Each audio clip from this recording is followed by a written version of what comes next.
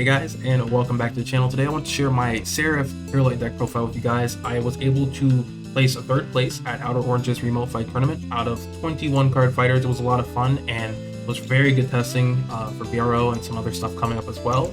I did want to say shout out to the locals peeps, the local squad, especially Chenille and George for helping me learn how to play Purelight, kind of like figuring out how I wanted to fill my tech slots. It really did help me become a better Purelight player faster. With Mag and Inlet being restricted, I feel like I've been in a bit of a deck crisis, at least for Overdress. My results have been a little inconsistent, and so it's been nice that I've been able to find comfort in Purelight.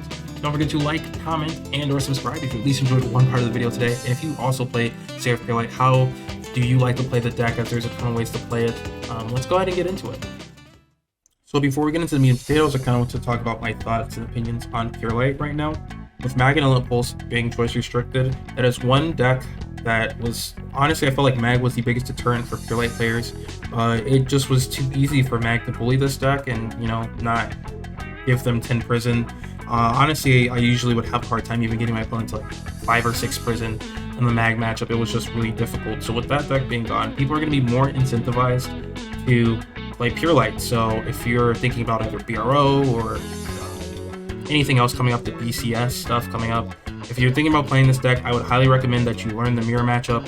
You learn those awkward interactions, as it will make you that much of a better player, and it'll make you less reliant on triggers. I feel like if you soul charge something really awkward off of this, dice roll, and especially like counterplay, like when do you need to damage deny, when do you need to like go in and aggro, when do you go into a deck out strategy, when do you just like try to like kill them fast.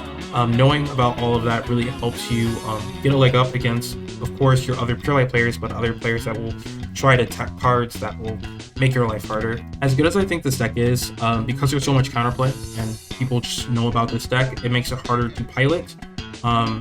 But again, there will be a lot of situations where people won't do the proper counterplay. You kind of just pick this and go face and have a good time. So that's my 2 cents on Purelight right now. Let's go ahead and get back into the deck profile. So first we have the red line. Nothing to really talk about with the red line. It just works. Wish I had an SP of this. If I continue to do well with this deck, maybe I'll buy the SP of the Seraph Snow. But until then, I'll just continue the triple ray. Let's go over grade 3s and 4s. So we have 4 copies of Purelight. If you don't own 4 copies of Purelight, I probably wouldn't play the deck.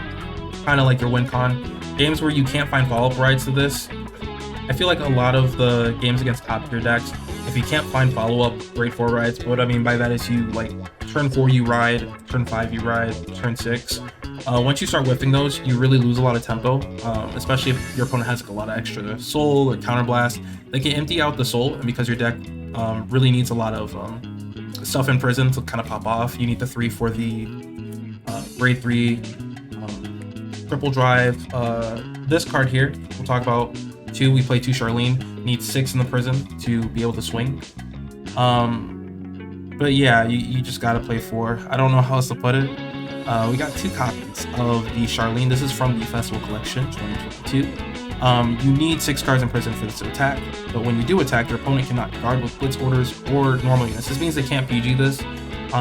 This with a bunch of triggers, extra power, OT power, etc.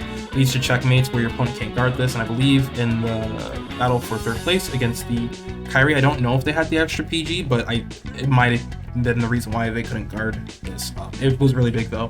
So just a really good way to finish, really good in the mirror, because you're more worried about prisoning your opponent's stuff and getting to 10 rather than like trying to avoid them from doing it. So this comes up a lot in the mirror match as well and some other matchups. I really like this as a 2 of, but since it doesn't have shield value, I decided against playing more than 2. We have a lot of grade 2s. All of our grade 2s are very high value and contribute to either an awkward matchup or towards the deck's win con in one way or another. We play 4 copies of Macarite and 4 copies of Tough Spring. I'll talk about these first before I get to the rest. These help you towards your deck out win con. Tough Spring on place prisons a card from your opponent's hand, they choose, and then they draw a card. Macarite for a Soul Blast prisons the top card of the deck. This basically means that between these 8 cards, you can often get your opponent in really awkward situations where they're like down the last 7 cards. You'll also be there too, but if when you know you should be able to navigate that pretty well and secure some games off of deck out. It's not the most fun win con, but it does come up a lot. We play 4 Cuff Springs because the mirror is going to be a very important matchup. You have to know how to play it. On top of having 4 Pure Lights, if you don't want to bother playing the mirror matchup or don't want to learn it, I would also just pick another high value deck like Gravidia or Kyrie, or there's a bunch of other decks that do very well in this format as well. As they don't take as much effort, I feel, to play. This kind of plays itself, but because there's so much counterplay around the whole prison engine, it requires a lot more effort than you think it does, or than we would probably like. But yeah, 4 Cuff Spring for the mirror, really good card, because you can place this from prison and still get the them to dig through the deck. We play 3 copies of the Latra. This is the new one as well from the Festival Collection, and any unit that is retired from the guard circle or rear guard circle, when this swings, goes to the prison. This basically is a cheeky way how you can get cards into the prison and get to that, and this is really good when you're at like 7 or that awkward like 8 or 9. You can use this to get those like last 1 or 2, get that extra power boost, potentially an extra crit on your front row.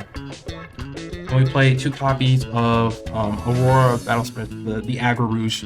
It's a 15k shield. This actually did come up, but for every situation where you will find this very valuable, either as shield or a way to prison, there is also another scenario where it does nothing, which is why we only play 2 and we opted to play some things like Charlene. If you don't like Aggro Rouge, you can play the Blitz Order.